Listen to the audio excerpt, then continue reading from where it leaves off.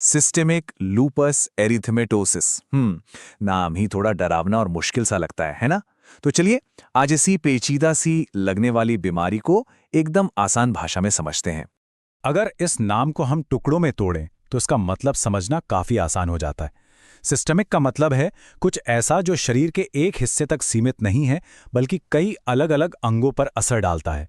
इरिथेमेटोसिस का सीधा संबंध त्वचा के लाल हो जाने से है और सबसे दिलचस्प हिस्सा है लूपस। ये लैटिन भाषा का शब्द है जिसका मतलब होता है भेड़िया। ऐसा माना जाता है कि शायद ये नाम इसलिए पड़ा क्योंकि इस बीमारी में जो त्वचा पर घाव होते थे वो किसी जमाने में भेड़िए के काटने जैसे दिखते होंगे। तो सवाल यही उठता है कि आखिर ये रहस्यमयी भेड़िया बीमारी है क्या?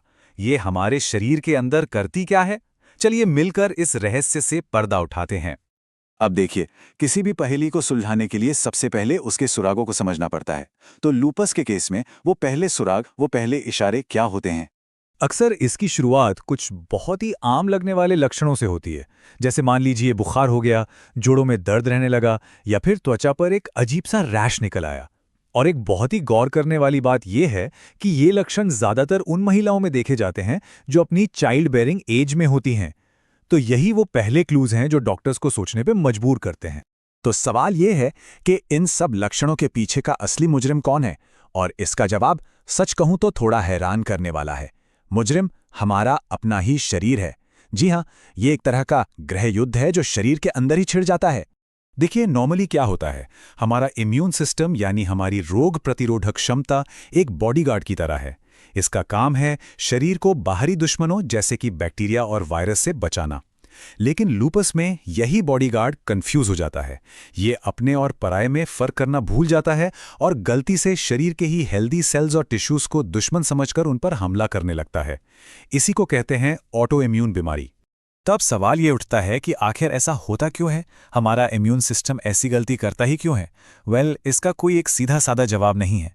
असल में ये जेनेटिक्स यानी जो जीन्स हमें अपने परिवार से मिलते हैं और कुछ एनवायरमेंटल फैक्टर्स यानी हमारे आसपास का माहौल, इन दोनों का एक बहुत ही कॉम्प्लेक्स मिक्सचर है।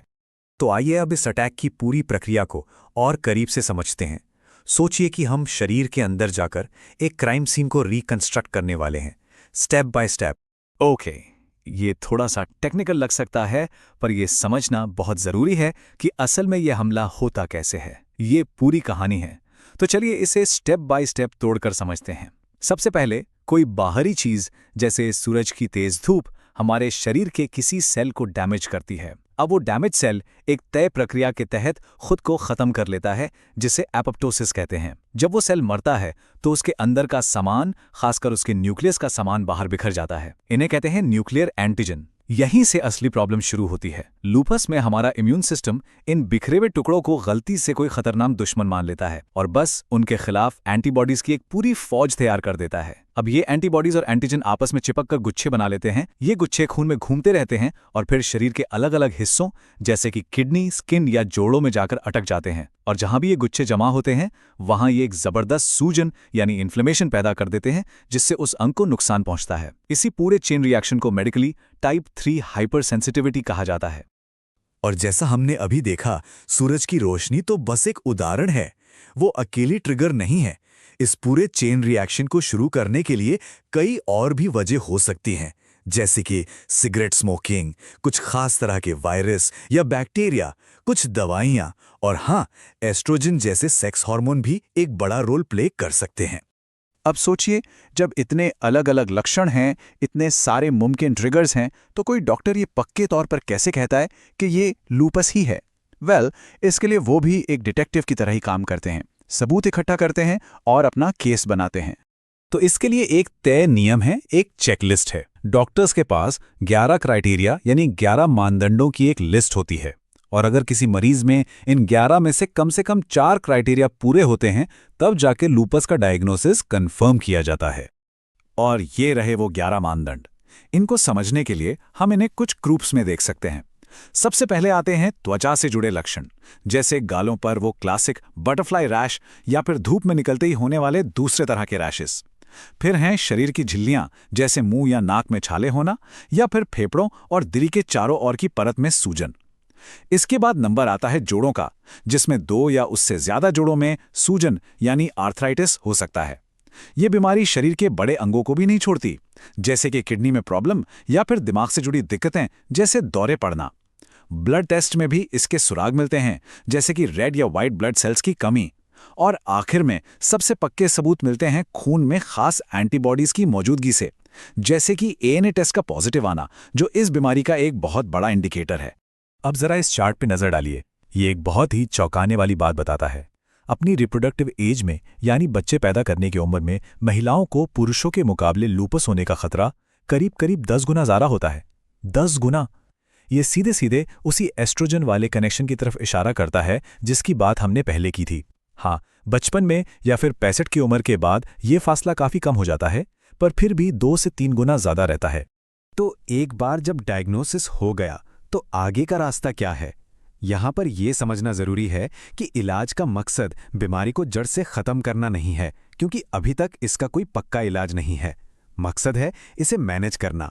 तो चलिए देखते हैं कि लॉन्ग टर्म प्लान कैसा होता है। सबसे जरूरी बात यह है कि लूपस एक कह सकते हैं कि एक रोलर कोस्टर जैसी बीमारी है।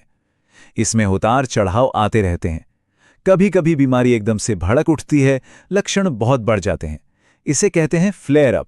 और फिर एक ऐसा भी दौर आता है जब सब कुछ शांत हो जाता है, जैसे बीमारी सो गई हो। ट्रीटमेंट का पूरा गोल इन्हीं फ्लेयर अप्स को कंट्रोल में रखना और शांत वाले दौर को लंबा खींचना होता है। तो इसे मैनेज करने के लिए मोटे तौर पर 3 तरह की स्ट्रैटेजी अपनाई जाती हैं। पहली है रोकथाम, यानी उन सभी चीजों से बचने की कोशिश करना जो फ्लेयर अप ला सकती हैं, जैसे कि तेज धूप से बचना।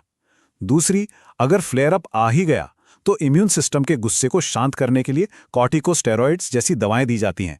और अगर केस बहुत ज्यादा गंभीर है तो इम्यून सिस्टम की एक्टिविटी को ही कम करने के लिए इम्यूनोसप्रेसिव दवाएं भी इस्तेमाल की जाती हैं। तो आखिर में लूपस सिर्फ एक बीमारी का नाम नहीं है, ये हमें हमारे अपने शरीर के बारे में ही बहुत कुछ सिखाती है। ये बताती है कि हमारा शरीर कितना अद्भुत लेकिन साथ ही कितना नाजुक है। ये जेनेटिक्स, एनवायरनमेंट और हमारी अपनी डिफेंस मैकेनिज्म के बीच के एक बेहद जटिल रिश्ते की कहानी है।